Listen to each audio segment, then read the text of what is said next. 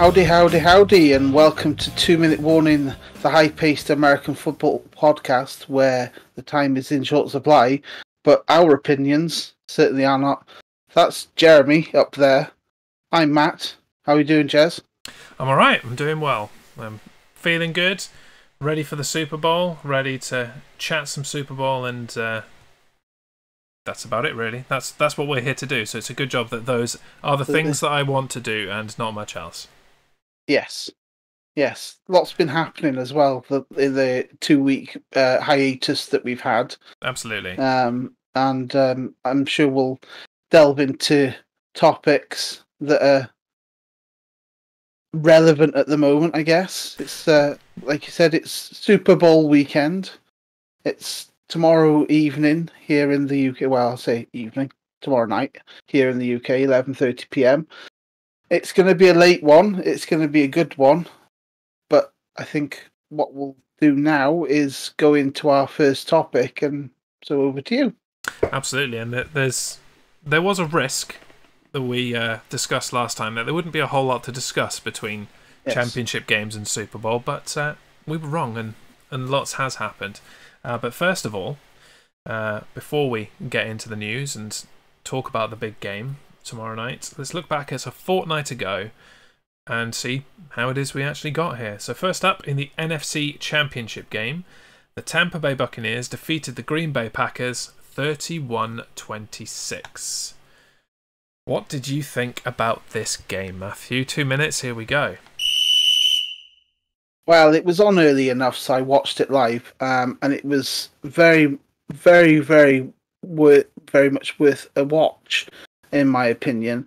Absolute cracker of a game, and the Buccaneers did what was expected, I guess. They've been very, very consistent in this latter part of the regular season into their postseason, and I think that they very much deserve to be on the main card this Sunday. I think that it could be the end of Aaron Rodgers' era at Lambeau Field. And like I alluded to way back when we first started, back in May, I said he could end up in purple. Whether that's the purple of the Vikings or just a purple shirt or T-shirt, whatever, on TV adverts, we'll have to wait and see. What did you think? For my money, it was absolutely beautiful. You know my feelings about the Green Bay Packers, so first of all, thank you, Tampa Bay Buccaneers. Mwah, you are beautiful. I think the main conversation point from this game was talking down the Packers for not going for it on 4th down. And I'm going to be weird and I'm going to stand up for the Green Bay Packers here, because especially their head coach, who made the decision not to go for it on 4th down and kick the field goal. Because the problem wasn't that you didn't go for it on 4th down here, it's that you didn't score in the previous 3 downs or on any of the previous downs where you weren't in the red zone. If you weren't going to score up to that point, odds are you weren't going to score on 4th down. So you take the points and you come back, you let your defense do the work, and if they can't do the work, that's your problem. You didn't win because you didn't go for it on 4th down. You didn't win because you couldn't score. So I'm going to be against the grain and stand up for the coach on that decision, Matt LaFleur. But other than that, it's great to see Rodgers unhappy. I hope he retires. My only hope is that he stays away from jeopardy. Stay away from jeopardy. Otherwise, you'll be switching that off as well, won't you? Absolutely. I'm not watching Aaron Rodgers on jeopardy. Out. Yeah, it's certainly interesting to watch in the coming weeks and months between the end of Super Bowl and free agency, etc., into the new season. But we continue with the second game of Championship weekend, and that was the Kansas City Chiefs, and they defeated the Buffalo Bills 38-24. What did you think of this one? Well, it wasn't a barn burner, was it? Let's make that clear first off. It wasn't even wholly that interesting. For as good as the Bills have been all season, they They put points up, fine, but they were a little pedestrian against the Chiefs. And I don't know whether that's that the Bills just kind of balked at the big game, or whether the Chiefs' defense were just better in every way. I'd be inclined to think the latter, but who really knows without really breaking it down move by move, and I'm not even I'm like anal enough to really go ahead and do that. But I think it's fair to say the Chiefs are the ones that deserve this place in the Super Bowl. Patrick Mahomes continues to be something else, and them repeating is really par for the course at this point. They're going to give the Tampa Bay Buccaneers a good game. What did you think of it? Well, like you said, I mean, the Bills haven't really lit their postseason first time in so long at all. I mean, they've not performed particularly well like we thought they could have done. They had every right to be there in the championship weekend game for the AFC, but they came up short. Patrick Mahomes, after everything that was said about him and the potential injury, he was fit and well, and he just did what Mahomes does. He plays well, he puts up points, he makes that Kansas City offense look pretty much all right. Like you said, it wasn't a barn burner, but he made them look really, really good, and I'm excited to see what they can do against Tampa Bay and look forward to that game, So, yeah, they deserve to win in the end. I think so as well, and that's not to say that the Bills really didn't, but their time will come. This team is still very young, and there's still a lot more that they can do going forward. It's probably not the last time we've seen the Bills in the postseason after not being there for a very, very long time. But anyway, moving on to our next topic, and a bit of fantastic news as far as I'm concerned. Washington football team head coach Ron Rivera announced last week that he is now cancer-free. He was diagnosed with squamous cell carcinoma before his first season, this past season as head coach of the Washington football team.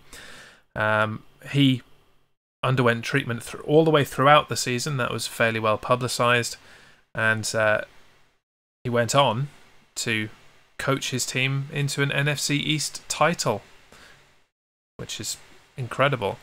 So with that in mind, with a healthy, again, Ron Rivera, what is it that we can expect from this Washington football team next season or later this year in the 2021 season? Kick us off, Matt. 2 minutes.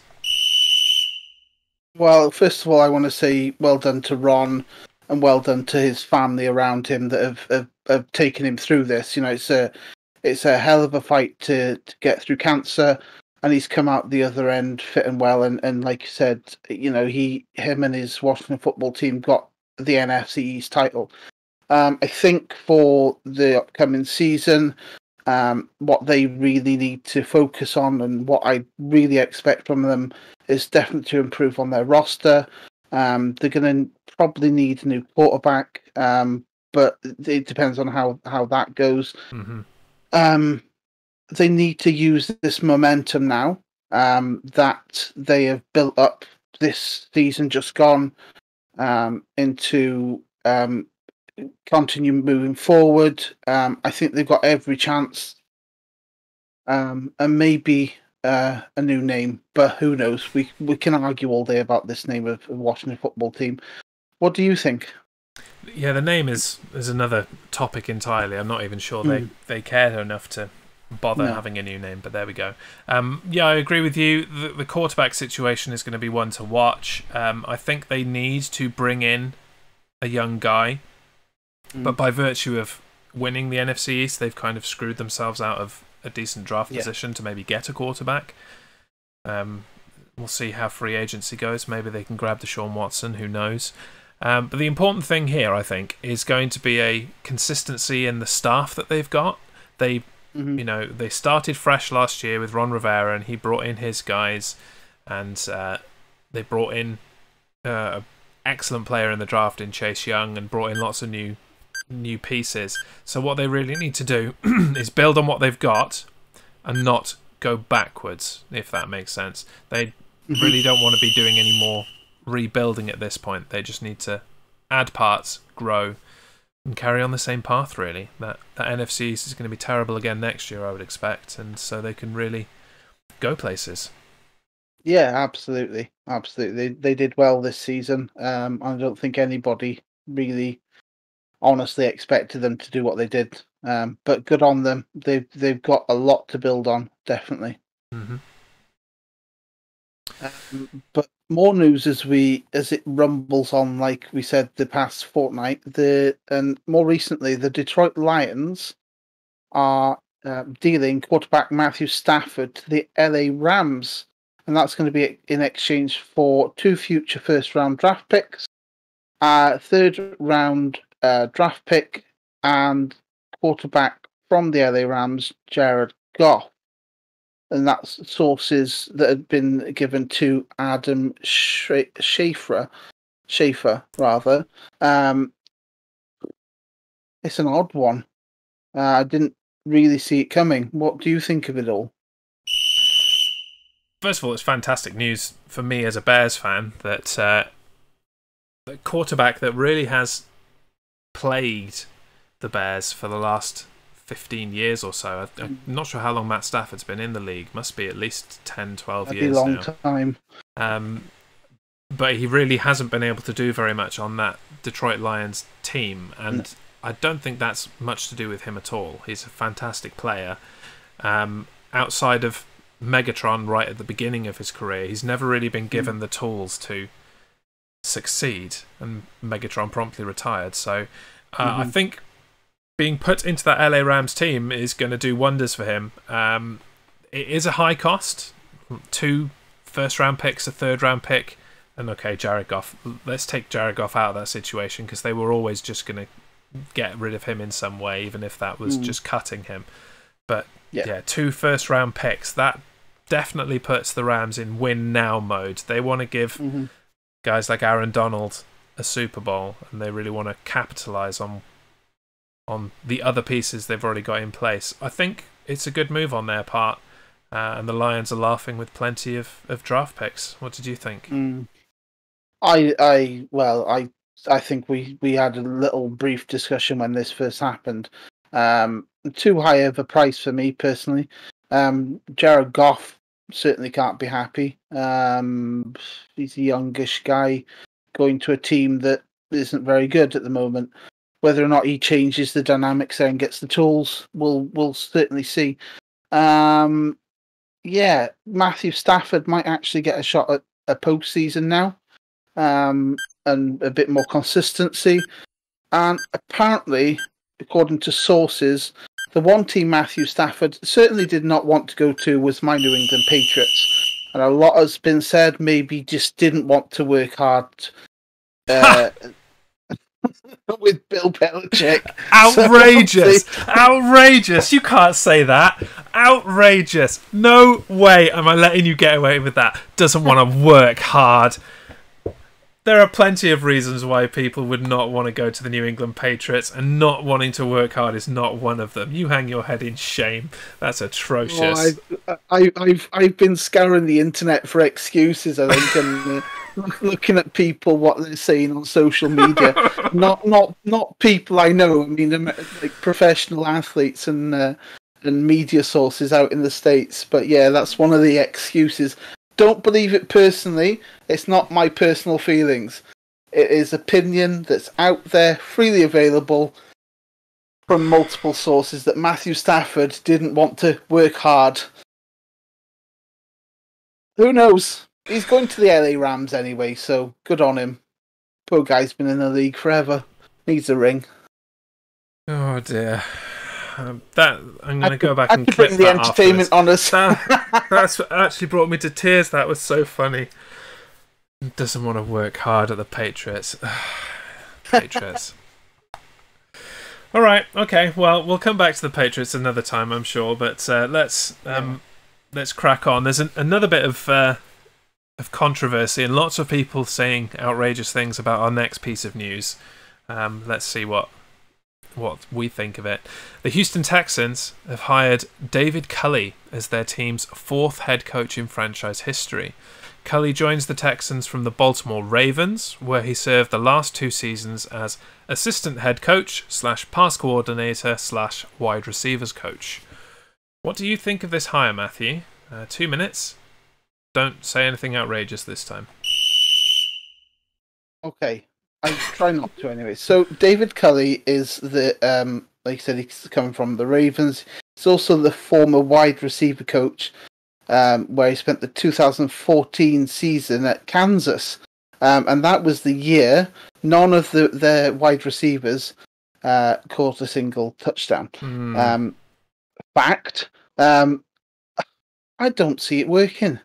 I don't know why. I just think it's a out of the blue hire, I guess. Not very smart on the side of the Texans. Yeah, one problem he's going to have to fix straight off is that massive, big, probably Deshaun Watson-sized hole. Yeah. What did you think? Deshaun Watson declared that he was heading out of town regardless of who they hired, and I'm not sure that David Culley is going to change that opinion. He might. He is well known as a very nice guy. We'll see. This isn't really an enviable position for Culley. I don't think there were really many people that wanted to head coach the Houston Texans. There's been a lot of talk about the reason that Eric Bieniemy still doesn't have a head coaching job is because he turned this one down. Make of that what you will. Yeah, he's never been an offensive coordinator in this league, and lots of people are really jumping on that as an excuse to say that this is a terrible hire, and it is a bit weird, but it could work in their favour because there are plenty of like hotshot offensive and defensive coordinators that have been promoted to head coach and have just floundered and kind of let things go. I'm going to call my timeout here because I have more things to say. So, timeout, if you please. Take this brief reprieve. Can't speak today. To say hi to Yoshilina. Welcome. Guys like Matt Nagy, the Bears, who is a hotshot coordinator for the Chiefs. Vic Fangio, who's currently head coach at Denver. He's not doing very well. He's been a highly touted defensive coordinator for years. Matt Patricia, who spent time as your DC in New England.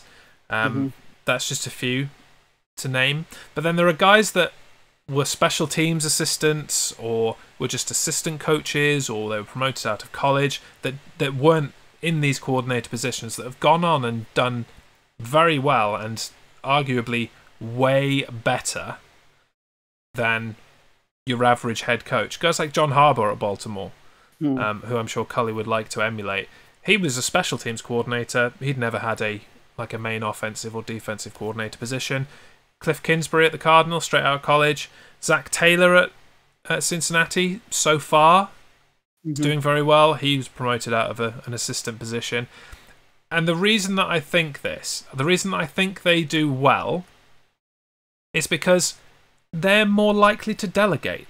They're more likely to just let their offensive coordinator and their defensive coordinator do their thing.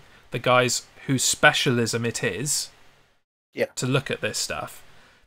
And Culley has got offensive coordinator Tim Kelly, who's pretty damn good. They've just hired Lovie Smith, whom I know very well as the Bears' former head coach, as defensive coordinator. He knows what he's doing.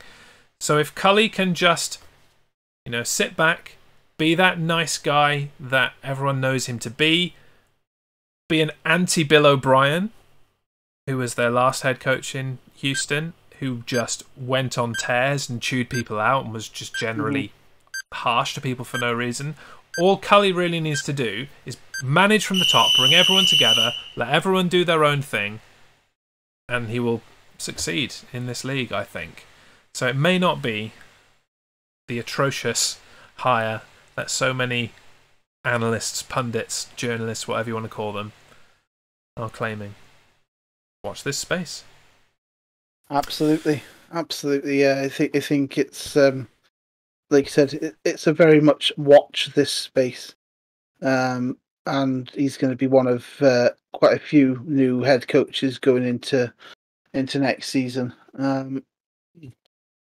However, on to one of the pre-Super Bowl events, and it happens tonight. I believe I think it's about 6 or 7 p.m. Eastern.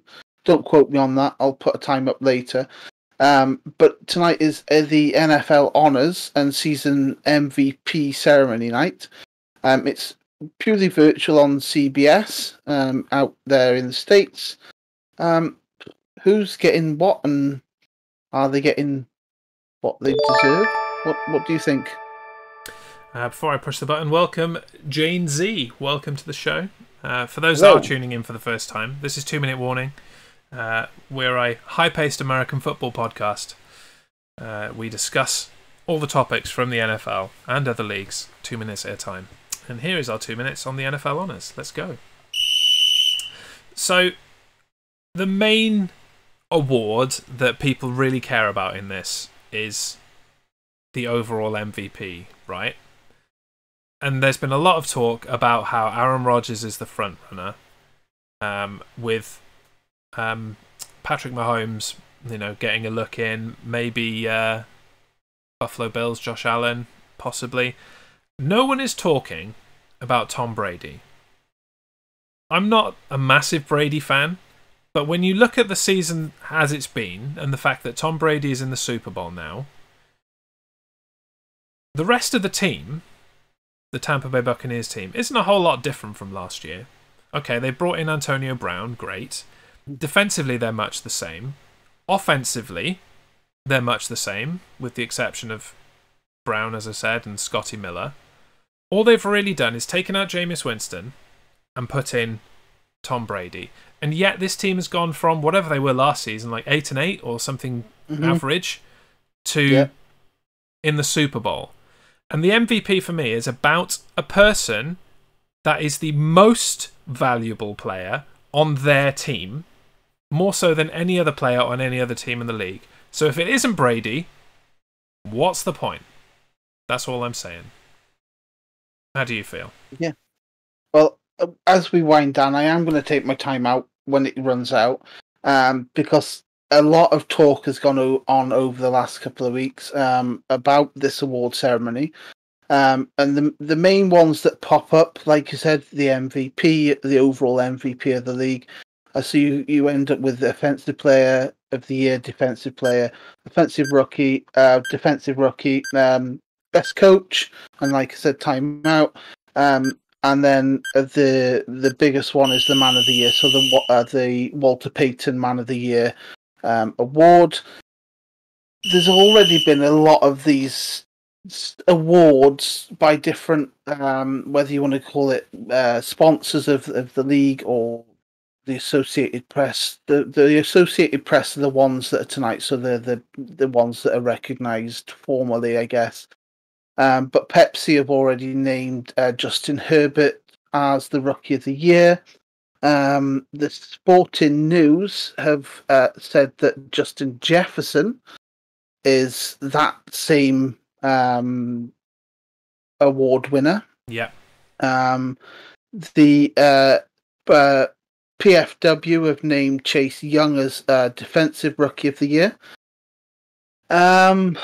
There's another one. There's another award that stands out for me, and I feel like it should go to one player only, and that is Comeback Player of the Year.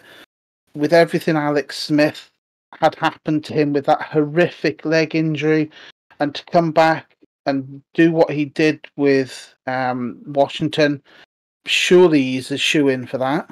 Yeah, if it's not Alex Smith, what's the point? Again, what's the point? Exactly. I'm not too sure on Coach of the Year, but there's got to be quite a few names in that. Especially the you look at the likes of Bruce Arians with Tampa Bay. I mean, he's only been there, I think, 2 seasons now, and what he's done, he's brought them from mediocre and managing a Super Bowl team that could potentially make history tomorrow. And like you said, Aaron Rodgers is apparently the front runner for most valuable player. Again, I don't agree. he's not done things that other players have done, like the likes of Tom Brady, who hasn't been mentioned at all, like you said. So, yeah, it's going to be interesting to watch. I'm sure I'm going to disagree with a lot of people tomorrow morning. Well, at least you got through it without saying that none of them work hard or something outrageous like that, you know? Yeah, Matthew Stafford isn't in that running, though, is he? Poor Matthew Stafford coming for a beating off me. He is. Poor guy. I mean, not to stand up for somebody on the Detroit, or formerly on the Detroit Lions, but yeah, you went to town on that guy. Poor dude. What's he ever done to me? No idea. But I tell you who will be working hard tomorrow night, and that is the very diverse coaching staff of the Tampa Bay Buccaneers, and the first female referee in the Super Bowl. Big things happening outside of the main game, making history there. Are the NFL setting a precedent for inclusion, and should other sports be watching and changing their ways? 2 minutes. Here we go. Absolutely. Other sports should be sitting up and taking notice right now. What the likes of Tampa Bay are doing right now with coaches of colour, coaches of different ethnic backgrounds, women coaches, all in the main picture. I think there's on the team altogether. I think there's 6 that stood out this last week. Like you said, female referee. Okay, we've got female referees here in soccer in the UK and throughout Europe, but not. I don't think they get to be the main person in the middle or making bigger decisions. Right. But yeah, definitely setting a precedent for other teams, both sides of the pond. What do you think of it all? Yeah, I think it's fantastic. As you know, I used to officiate American football in this country, and I've worked with female officials, female referees. Obviously, there's no difference whatsoever between a male referee and a female referee. It's, both human beings. There's no difference whatsoever. Both equally capable of doing the job. And so the fact that there hasn't been that many for so long is atrocious. Fantastic to now have a female official in the Super Bowl. Long may that continue. I would, really like to get to the point where both with, the women's equality part of it and with the diversity of hiring more African American coaches in the NFL, that we don't need to be having these conversations anymore, because diversity is the norm. Inclusion of women amongst men is the norm. We've still got a long way to go. Hopefully this is a big first step. Yeah. I think the main point that stands out there is equality, and it shouldn't even be a conversation anymore. No. It should just be the norm for sure there. Yeah. It's gonna be a good weekend all round. Apart from one issue that I picked up, and that is the fact that there'll be no cannons fired at Raymond James Stadium this Sunday when Tampa Bay score a touchdown. Well, they probably will anyway. With the NFL citing that it's supposed to be a neutral venue for a Super Bowl, even though Tampa Bay have got there. What do we think of this, Jeremy? I thought we were past the days of the NFL being the no fun league. I really did. Like when they brought back player celebrations for touchdowns and all that, I'm like, okay, good. We can start to have some personality back in this. What a bonehead move, honestly. Yeah. Like, I understand their point that it's supposed to be a neutral venue for the Super Bowl, but for the first time in history, it's not. It's very much not. The Tampa Bay Buccaneers are playing in their home stadium. They're going to be playing amongst their own fans. child invasion. They're going to be playing amongst their own fans because of COVID restrictions. They're going to be playing amongst their own fans, especially those in the healthcare profession that they're bringing in, which is another story and is fantastic. So they're already going to have that advantage. They are the designated home team because that alternates between the Super Bowl odds and evens. Just fire the cannons for both if you're that bothered. You're just cutting off your nose to spite your face. You're in Raymond James Stadium because it's got a freaking pirate ship in it and it's got cannons. Why else are you there? It's crap without it. What do you think? Well, I told you what I thought, and I'm just going to use the words, the letters BS. It's an absolute BS call by the league office. I think the only time they're going to use the cannons is on team and player introductions. And interesting enough, if a player throws one of the footballs into the cannons, then they'll fire the cannon. I'm not too sure how far away from the end zone and the pirate ship is in meters or whatever. But yeah, I say, come on, quarterbacks, throw it into the blinking cannons. Fire the cannons! I mean, an NFL quarterback with their accuracy could do it, but they are doing it deliberately. You're not going to accidentally have a football go into the into the cannons. So, yeah. Yes. Gibbsy807, welcome to the show. Yo, Matt, how's it going?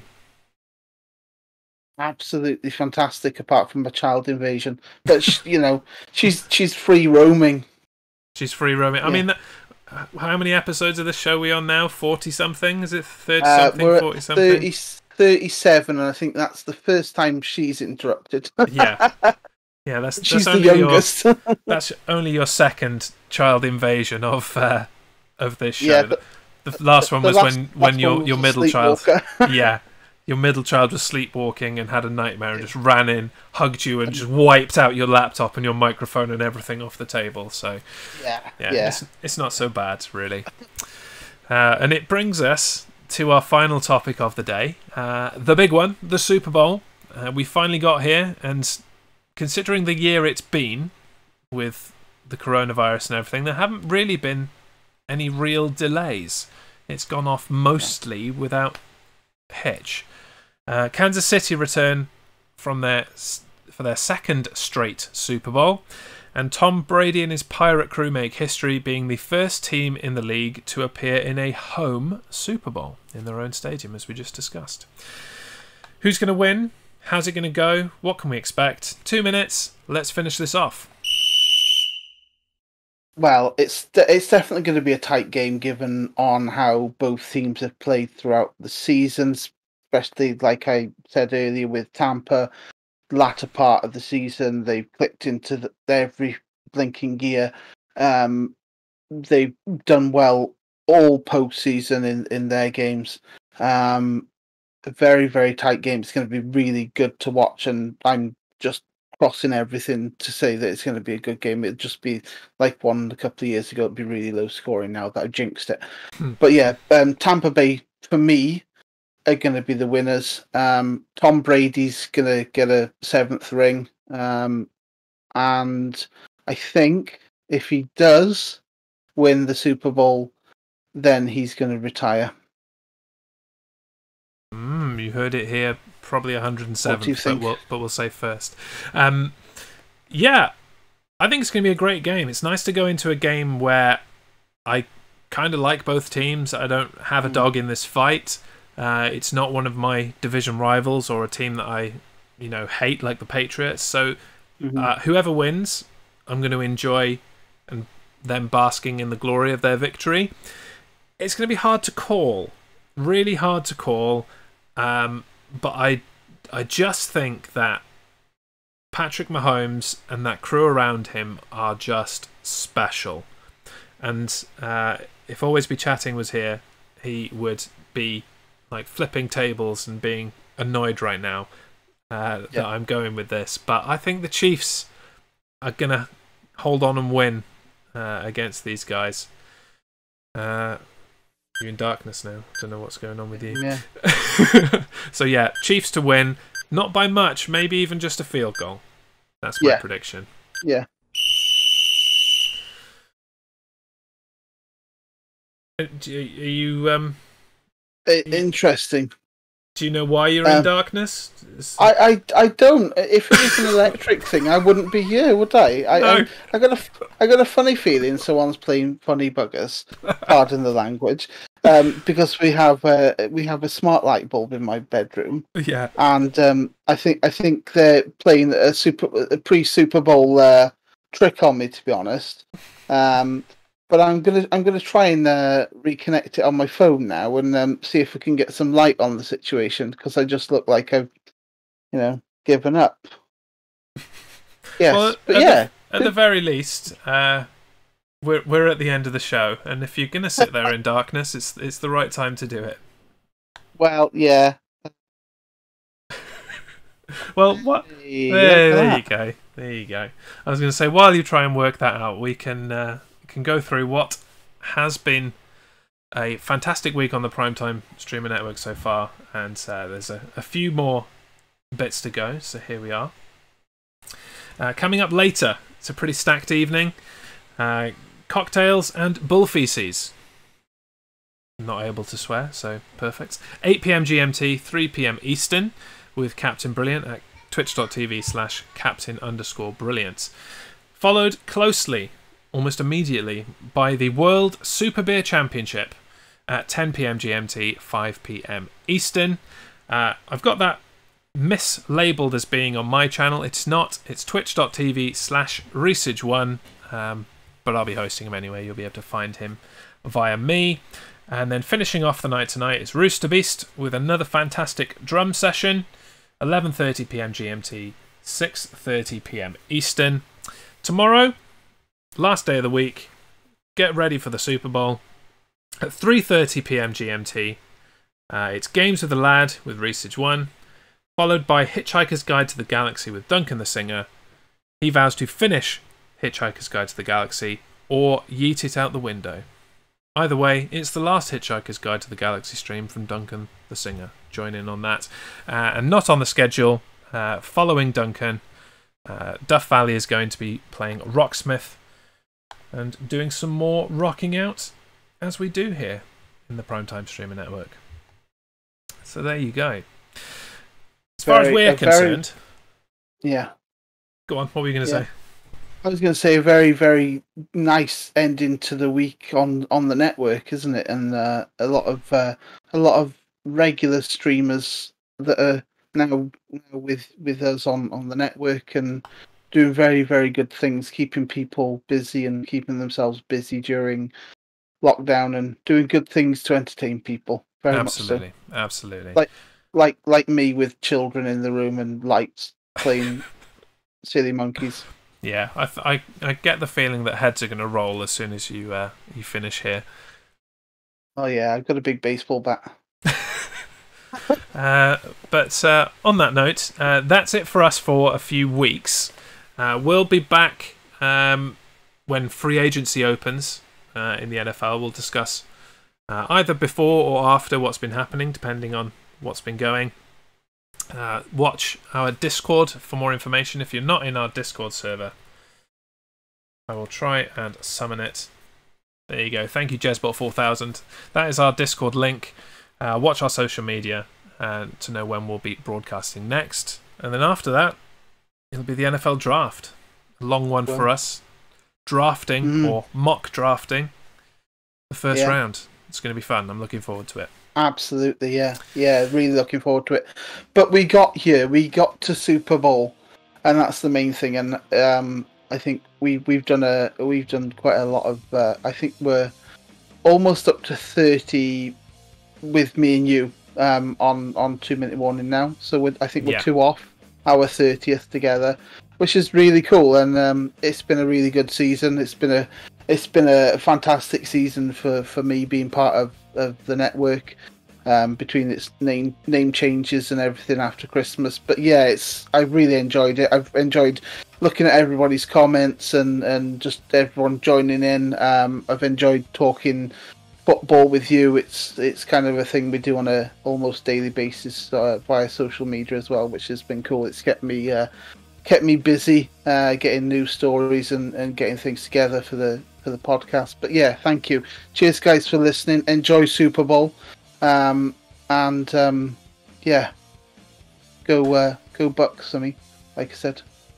I've got nothing else to add. I think you've said it all there. Thank you very much. Stick around for a raid of Freezing Player, who's doing a charity stream. Thank you, Gibbsy807, for the follow. We'll see you soon. This has been 2 Minute Warning. I've been Jez. That's been Matt. Say goodbye, Matt. Goodbye, Matt.